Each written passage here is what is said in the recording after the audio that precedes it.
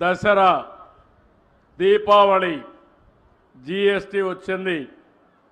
దీనివల్ల super GST వల్ల మీ పొదుపు కూడా సూపర్గా చేసుకునే అవకాశం వచ్చింది.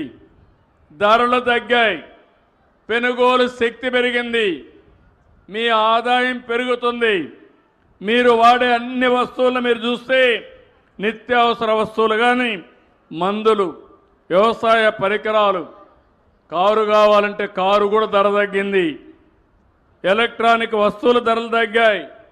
ఈ విధంగా మొత్తం పేద మధ్యతరగతి కుటుంబాలకి వెసులుబాటు కల్పిస్తూ ఎక్కడ కూడా కన్ఫ్యూజన్ లేకుండా, ఒకప్పుడైతే ఎంత ఇస్తారో తెలిసేది కాదు.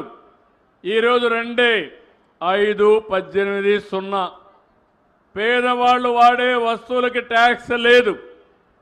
కొన్ని వస్తువులకు 5%. బాగా పెద్దవాళ్ళు ఉంటే అలాంటి వస్తువులకు మాత్రం 18% చేశారు.